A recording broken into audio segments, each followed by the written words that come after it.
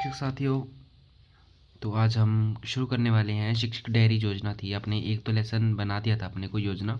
अब हम दूसरी योजना बनाएंगे कक्षा 5 के लिए। तो सबसे पहले आप इसमें देखो, मैं आपको बताना भूल गया कल। जैसे अपने आप जो भी कक्षा के बनाना चाहे, चाहे कक्षा 1, कक्षा 2, कक्षा 3, कक्षा 4, कक्षा 5, पाँचों का बनाना है तो बना लेना। लेकिन हमारे स्कूल में तो सर ने बोला है कि कक्षा 3 और 4, 5 तीनों की आप बना लेना। एक दूसरे को चाहे छोड़ सकते हो आप एक बार। तो यहाँ पे जो भी पीछे आपका भर देना। इसमें पेज दिए हुए हैं आपको 41 से 80, मतलब आपको इसमें पेज लिखे हुए हैं। उतने पेज से लेके उतने पेज तक ही योजना बनानी है, ठीक है। तो लगभग 40-40 पेज है।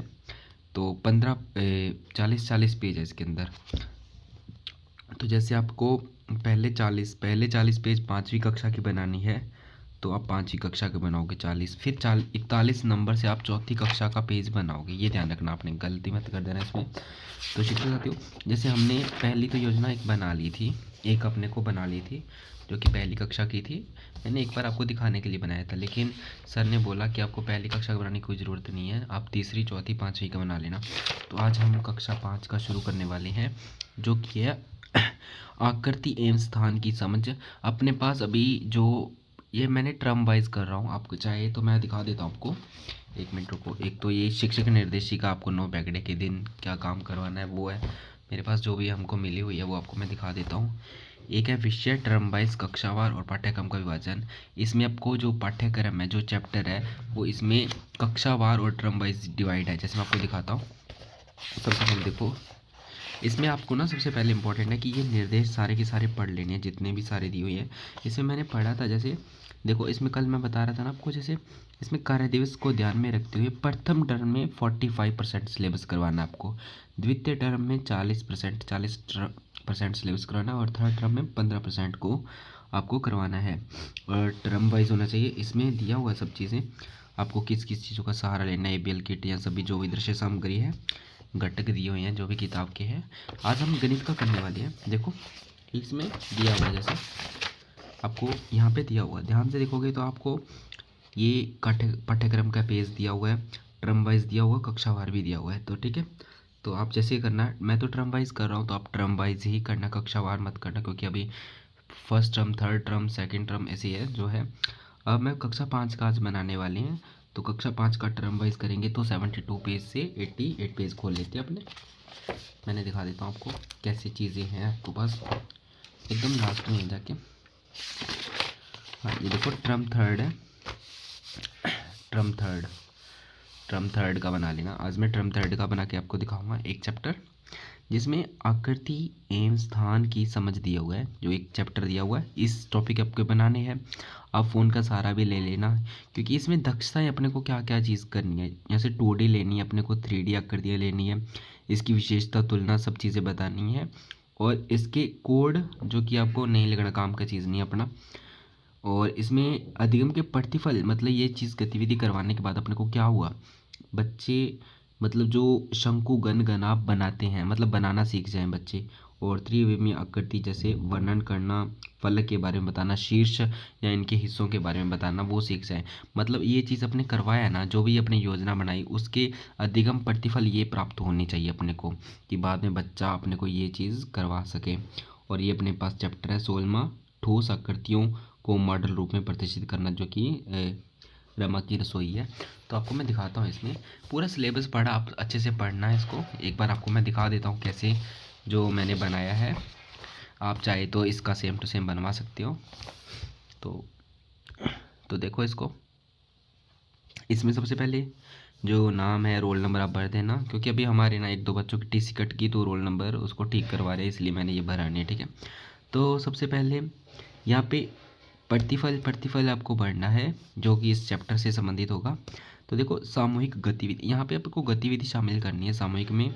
जैसे आकृतियों की पहचान, कक्षा में 2D 3D आकृति तस्वीरें दिखाना, बच्चों में कक्षा में मौजूद वस्तुओं में आकृति ढूंढेंगे, मतलब कुछ बॉक्स उदाहरण देना। गतिविधि करवानी है आपको, एक गतिविधि करवा के उसके विस्तार से बताना है। उसके अंदर जो भी आप वस्तुओं का उपयोग करोगे, संदर्भ सामग्री का उसका उपयोग लिखना है, ठीक है। समय अवधि लिख सकते हो आप, वरना आप इतना चीज़ लिखोगे तो कहाँ ही पूरा आएगा, छोटा सा जगह है इतनी सी।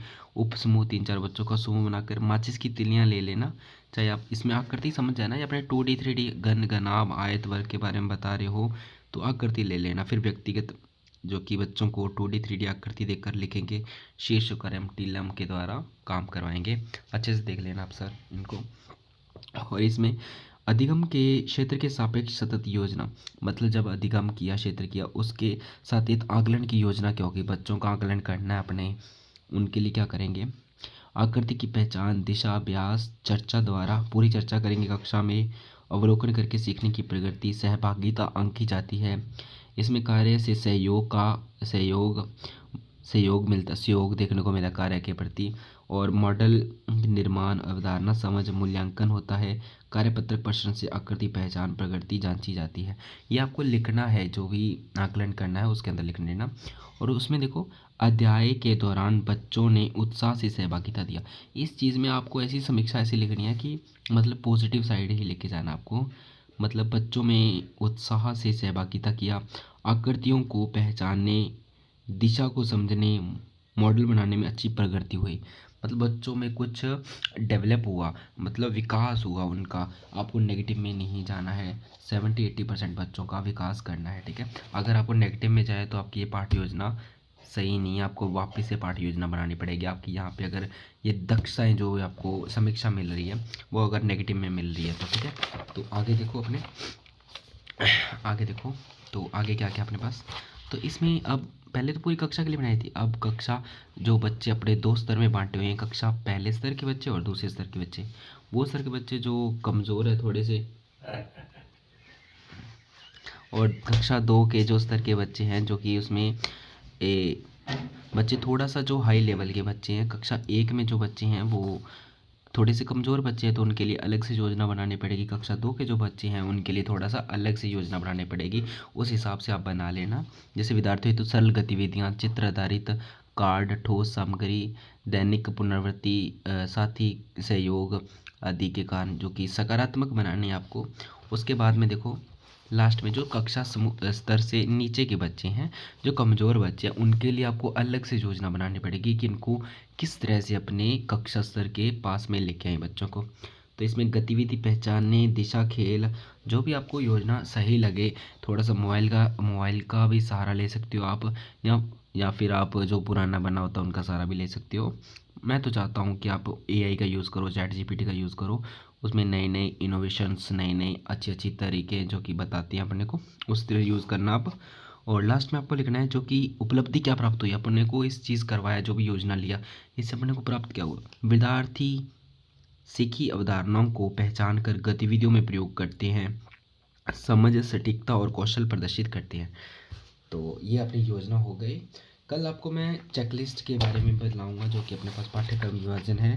ये तो अपने पास पाठ्यक्रम विभाजन है, और अपने पास जो भी एक बुक है कंप्यूटर वाली है, कंप्यूटर शिक्षा चेकलिस्ट आंकलन है। इसका पता नहीं क्या काम है, मुझे समझ में नहीं आता क्यों दे रही हैं छोटे बच्चों को।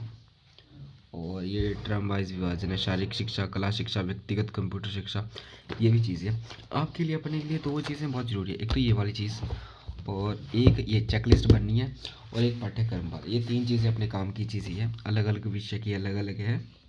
तो मिलते हैं नेक्स्ट वीडियो में, तब तक वीडियो को लाइक करें, चैनल को ज़रूर सब्सक्राइब करें।